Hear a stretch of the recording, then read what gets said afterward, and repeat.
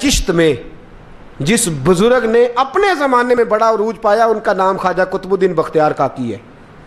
سب بولیے رحمت اللہ تعالی علیہ. خواجہ قطب الدین یہ شہزادے تھے اور مرید ہوئے تو خواجہ معین الدین صاحب کے ساتھ ہی آ گئے دلی میں. خواجہ معین الدین صاحب کی بھی کیا بات، عطائے رسول ہند الولی، اور ان کے مرید تھے بابا فرید الدین گنج شکر رحمت اللہ علیہ. اور مجھے اللہ جانتا ہے مجھے عشق کی حد تک پیار ہے بابا فرید صاحب سے، بڑا میرا درد ان کے ساتھ. اور میں جتنا اس صوفی کو پڑھتا ہوں کم ہی لوگوں کو میں نے پڑھا ہے. حضرت بابا فرید کے پیر اور خواجہ معین الدین صاحب کے خلیفہ کیا نام ہے؟ خواجہ قطب الدین. مکتب میں پڑھنے گئے نا پہلے دن، 4 سال کی عمر تھی تو قاری صاحب نے الف با تا سا پڑھایا تو انہوں نے 15 سپارے قرآن پاک کے سنا دیے. تو کہنے لگے بیٹا تجھے کیسے آئے؟ کہنے لگے میری اماں 15 سپاروں کی حافظ ہے، وہ سارا دن قرآن پڑھتی رہتی تھی، مجھے سن سن کے یاد ہو گیا ہے. یہ بالا نگالا یاد ہو سکدیاں نے تو قرآن پاک بھی یاد. اللہ خیر کرے، شرط یہ ہے کہ ہم گھر میں قرآن پڑھیں، بچوں کو سن سن کے بھی یاد ہو ہی جاتا ہے. خواجہ قطب الدین اتنا عروج پایا اس شیخ کامل نے کہ وقت کا بادشاہ بھی مرید ہو گیا. سلطان شمس الدین التمش مرید تھا، دلی کا بادشاہ بھی مرید تھا. اجمیر کا بادشاہ خواجہ معین الدین صاحب کا مرید نہیں ہوا، نہ پاک پتن کا بادشاہ بابا فرید کا مرید ہوا. لیکن خواجہ قطب صاحب کو اللہ نے یہ عظمت بھی دی، یہ شان ہے نا. اگرچہ صدقہ سارا خواجہ معین الدین کے قدموں کا ہی تھا، لیکن دلی کا بادشاہ مرید ہوا. اور اتنا اعلیٰ مرید ہوا کہ جب خواجہ قطب الدین صاحب کا وصال ہوا تو 3 شرطیں لگائی تھی. فرمایا میرا جنازہ وہ پڑھائے، جب سے توبہ کیا پھر اس کا سینے بد حرام کے لیے نہ کھلا ہو، اور جب سے توبہ کیا پھر لقمہ حرام اس کے گلے سے نہ گزرا ہو، اور جب سے توبہ کیا پھر کبھی نماز تہجد بھی قضا. بڑے بڑے صوفی میری طرح کے گردن جھکا کے کھڑے ہو گئے. 7ویں صف سے دلی کا بادشاہ نکل آیا، کہنے لگا پیرا ساری زندگی میں نے پردہ داری سے عبادت کی تھی، تو جاتی دفعہ مجھے بے نقاب کر گیا ہے. اتنا بڑا انہوں نے شخص تھا. اور حال یہ تھا، لوگ کہتے ہیں کہ فلانا آدمی امیر آدمی ہے تو حضرت صاحب کا تعلق پیر صاحب کا تعلق زیادہ ہے، تو اس کی عمارت نہ دیکھ، کبھی کبھی اس کی پرہیزگاری بھی دیکھ، اس کی خدمت گزاری بھی دیکھ. خواجہ قطب الدین صاحب پہ بھی الزام لگتے رہے. ایک الزام یہ بھی لگا کہ قریب چلے گئے. ہوا کیا، جب بادشاہ مرید ہوا تو کہنے لگا حضرت جی میں نے بادشاہی نہیں کرنی، میں نے اب خانقاہ میں رہنا ہے. تو فرمایا بیٹا تو چھوڑ دے گا تو کوئی ظالم بیٹھ جائے گا. تو حضور پھر کیا حکم ہے؟ فرمانے لگے تو نے کرنی ہے. تو کہا حضور آپ وہ کہاں ہوتے ہیں، میں کہاں ہوتا ہوں، دل نہیں لگتا. تو آپ فرمانے لگے میں ڈیرا اٹھا کے تیرے قریب لے آتا ہوں. خواجہ صاحب 1 کلومیٹر کے فاصلے پر ڈیرا اٹھا کے لے آئے. فرمانے لگے میں تیری تربیت کرتا رہوں گا، تو مخلوق کا بھلا کرتے رہنا.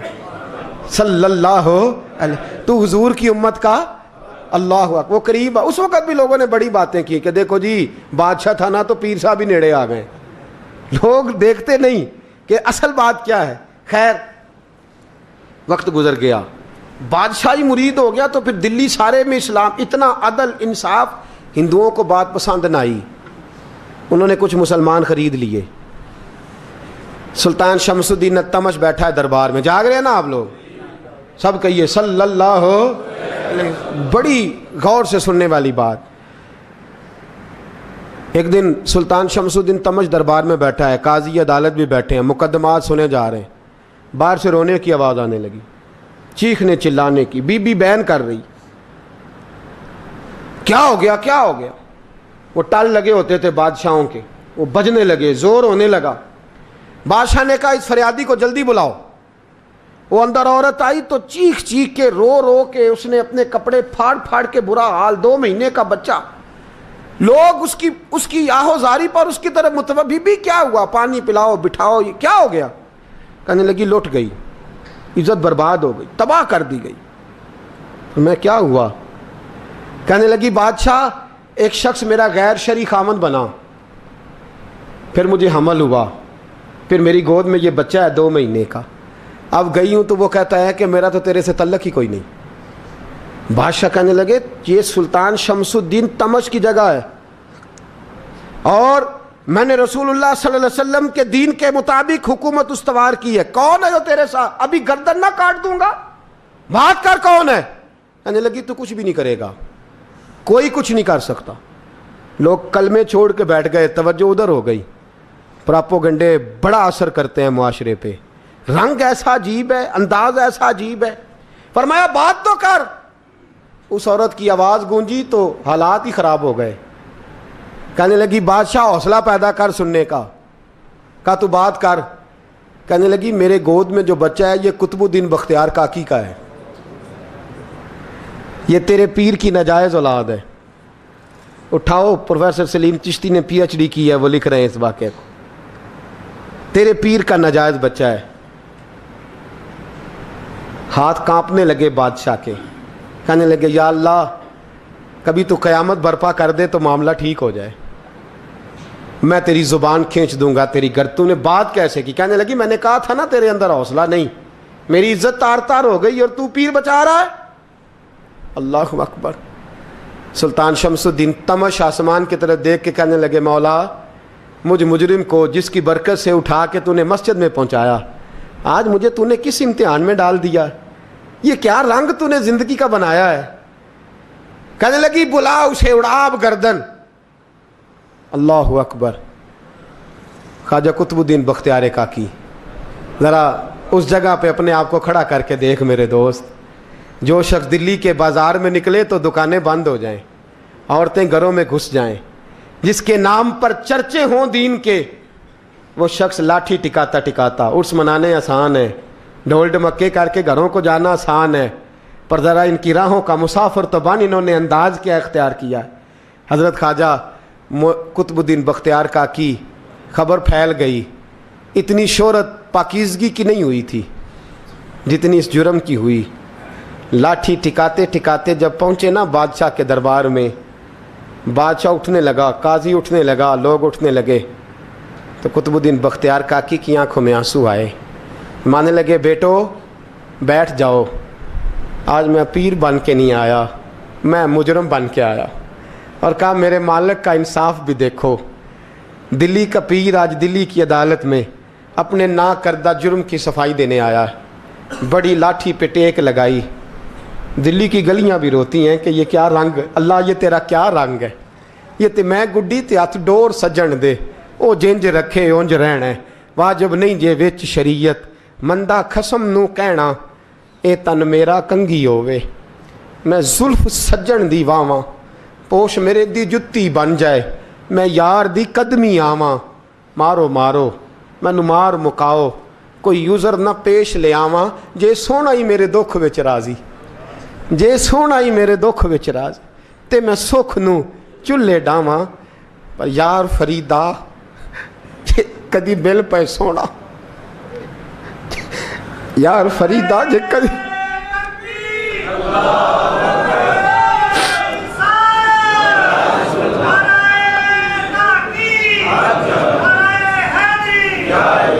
یہ کدی مل پہ سونا, بس انہوں رو رو حال سناواں.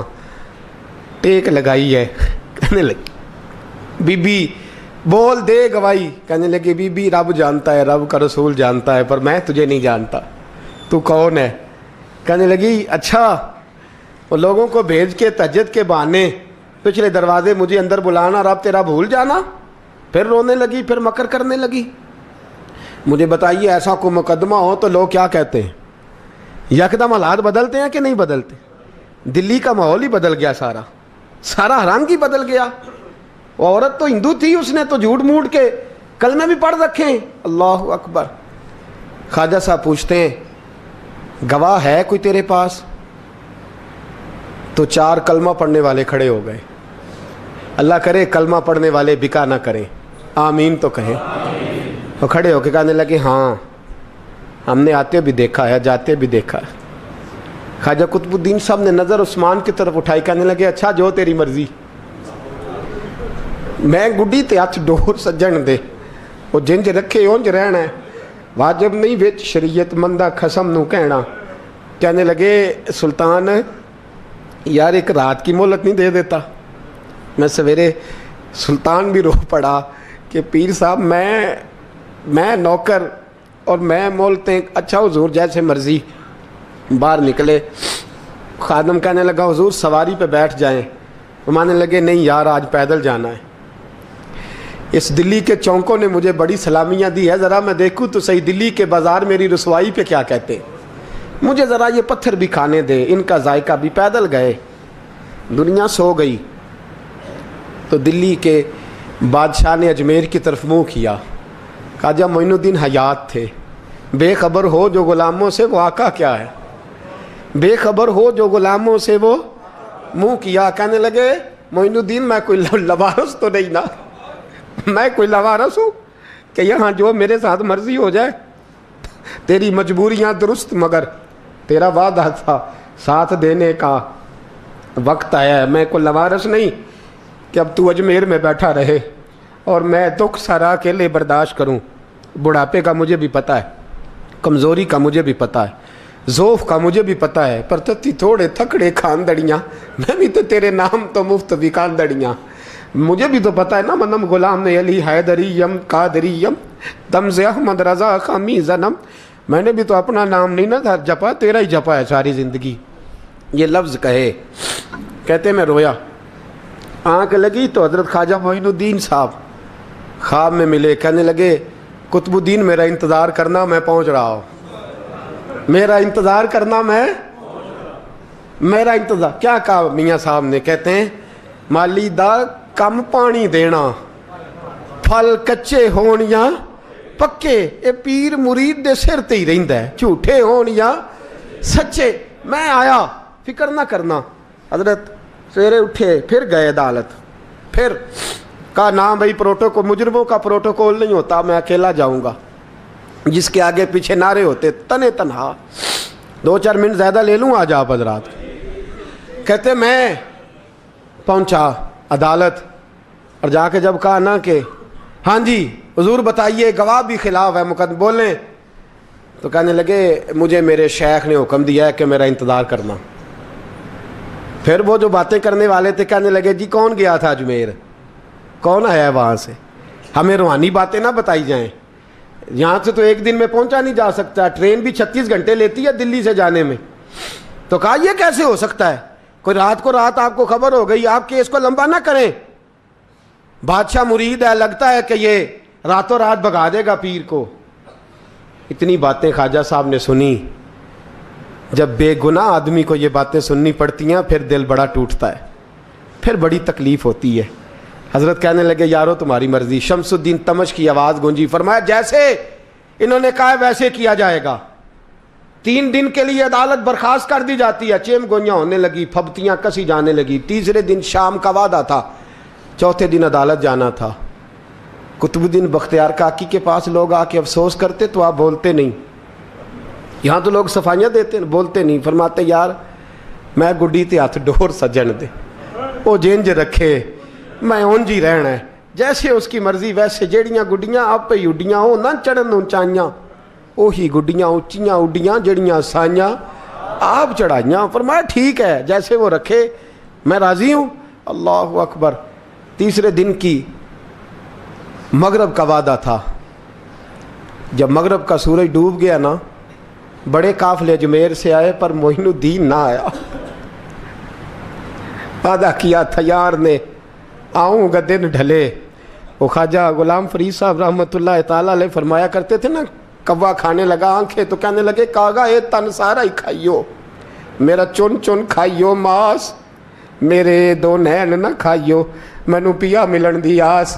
نے کہا سارا کھا جا, آنکھیں چھوڑ دے. اس نے کہا تھا میں آؤں گا, انتظار لمبا ہو گیا ہے پر میری امید تو نہیں نہ ٹوٹی. مغرب کی اذان ہوئی تو لوگ کہنے لگے لو جی اب بس ہو گئی.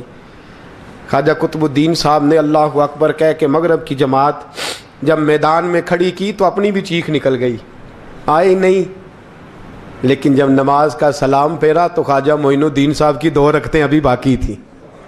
خواجہ صاحب پیچھے نماز پڑھ رہے ہیں, سلام پھیرا اور نماز کے بعد جب اٹھے نا تو خواجہ صاحب کے سینے کے سینہ لگا. تو کہا حضرت جی میں شہزادہ تھا, آپ نے کہا تھا خشک روٹی کھانا تو میں نے خشک ہی کھائی ہے, آپ نے کہا تھا فاقے کرنا تو میں نے کیے ہیں, آپ نے کہا وطن واپس نہیں جانا تو میں نہیں گیا. حضور اس امتحان کا آپ نے بتایا ہی نہیں تھا، یہ مجھے بتا جاتے اب اس سفید داڑھی سے میں جواب دیتا پھروں۔ خواجہ معین الدین صاحب نے جھٹکا، پیچھے ہٹ، تو زیادہ عزت والا ہے کہ یوسف زیادہ عزت والا تھا؟ تو زیادہ مقام والا ہے کہ عائشہ زیادہ مقام والی تھی؟ چپ کر، یہ کچھ صوفیاء کا طریقہ ہے، چپ کر۔ عرض کی حضور غلطی ہو گئی، میں پہلے نہیں رویا، تو ملا ہے تو رویا ہو، میں پہلے نہیں تڑپا، میں نے شکوا نہیں، تو ملا ہے، اپنا ہی کو ملے تو دکھ یاد آتے ہیں نا۔ فرمایا چپ کر، جا سلطان سے کہہ دے سویرے نماز کے بعد عدالت لگا دے۔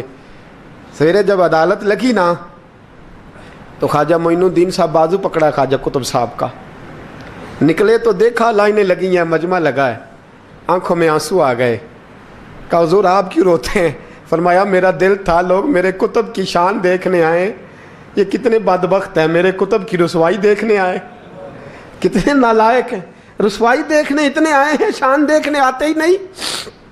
اللہ اکبر۔ جب میدان لگا خواجہ صاحب پہنچے، عورت کو کہنے لگی اللہ سے ڈر جا، وقت تھوڑا ہے، تو مر جائے گی۔ کہنے لگی مجھے داستانیں نہ سنائیں۔ قاضی صاحب سے کہنے لگے قاضی صاحب آپ حقیقت حال سے آگاہ ہیں، خیال کریں۔ کہنے لگے خواجہ صاحب دلیلیں نہ دیں، گواہ لائیں، واز نہ کریں۔ خواجہ صاحب رحمۃ اللہ علیہ کہنے لگے گواہوں کو بلاؤ۔ گواہ آئے تو خواجہ معین الدین صاحب نے نظر، تم ہو میرے کتب پر، میرے کتب کے جرم کے گواہ؟ ان کی زبانیں کانپنے لگیں، ہاتھ کانپنے لگے، میں بولتے کیوں نہیں؟ جب ان کی نظریں جھکی تو بادشاہ کہنے لگا اگر اب تم نے گواہی نہ دی تو تمہیں میں مجرم بنا کے 80 کوڑے ماروں گا۔ کہنے لگا جی دیکھا ہے، جی دیکھا ہے ہم نے تہجد کے وقت۔ جب سب گواہیاں پوری ہو گئیں، عورت بھی تڑپ رہی ہے، رو رہی ہے، 2 مہینے کا بچہ گود میں ہے۔ اب بولیے بولیے، علماء ظواہر بھی کھڑے ہیں، حسد کرنے والے جلنے والے بھی کھڑے ہیں، ہندو تو ویسے ہی تالیاں بجا رہے ہیں۔ اجمیر کا بوڑھا، اور یہ آخری پھیرا تھا خواجہ معین الدین کا دلی میں، اس کے بعد ظاہراً دوبارہ نہیں آئے، اٹھے لاٹھی ٹکاتے ٹکاتے اور میدان کے اندر جا کے نا، بڑے میدان میں مجمع تھا، سر سجدے میں رکھا، کہنے لگے یا اللہ میں ہندوستان مرضی سے نہیں آیا، تیرے رسول کا بھیجا آیا ہوں۔ پھر اٹھے اور کہنے لگے مولا تیرے نبی کا فرمان ہے کہ میری امت کے علماء بنی اسرائیل کے نبیوں کی طرح ہوں گے، اگر یوسف کے لیے بچہ بول سکتا ہے تو میرے کتب کے لیے بھی بولنا چاہیے، اگر یوسف علیہ السلام کے لیے بول سکتا ہے تو میرا قطب الدین بھی سچا ہے، اس کے لیے۔ پھر اٹھے اس بی بی کی طرف بڑھے، لوگ کہنے لگے نہ جانے اب کیا ہوگا۔ جب اجمیر کے بادشاہ نے، عطا رسول نے، ہند الولی نے، امام الاولیاء نے کپڑا کھینچا اور کہنے لگے وہ بچے تو جانتا ہے نا تیرا باپ کون ہے، 2 مہینے کا بچہ۔ جب نانا بولا تو بی بی کہنے لگی اب کیا کر رہے ہو، بچے بھی کبھی بولے ہیں؟ میں بی بی چپ کر، ان اللہ علی کل شیء قدیر، میں کمزور رب کا ماننے والا نہیں، قدرتوں والے رب کا ماننے والا ہوں، وہ چاہے تو بچے بھی بولتے ہیں۔ قرآن کہتا ہے حضرت عیسیٰ بولے تھے انی عبداللہ آتانی الکتاب، مریم بھی تو ولی اللہ تھی، وہ نبی تو نہیں تھی۔ اگر ولی اللہ بنی اسرائیل کا ہو بچہ بول سکتا ہے، تو اگر ولی اللہ محمد عربی کی امت کا ہو تو بچہ پھر بھی بول سکتا ہے۔ یوں کپڑا ہٹایا، بچہ بول، 2 مہینے کا بچہ ماں کی گود میں اٹھ کے بیٹھ گیا اور بچہ بول کے کہنے لگا السلام علیکم یا ولی اللہ۔ جب یہ لفظ ادا کیے تو نعرے لگنے لگے، لوگ رونے لگے، بی بی بے ہوش ہو کے گری، فرمانے لگے مجھے سلام نہ کر، میرے کتب کی بات بتا۔ کہنے لگا قسم ہے اللہ کی عزت کی، وہ سامنے مجمع جو سردار بیٹھا ہے وہ میرا باپ ہے، قطب الدین تو بے گناہ ہے، قطب الدین تو بے گناہ ہے، میرا باپ تو وہ بیٹھا ہے۔ یہ قاضی بھی سازش میں شریک ہے، کئی مسلمان خریدے گئے، یہ گواہ خریدے گئے۔ جب گواہی ہو گئی، بچہ یہ لفظ کہہ کے اللہ اکبر کہتا ہوا پھر چپ کر گیا۔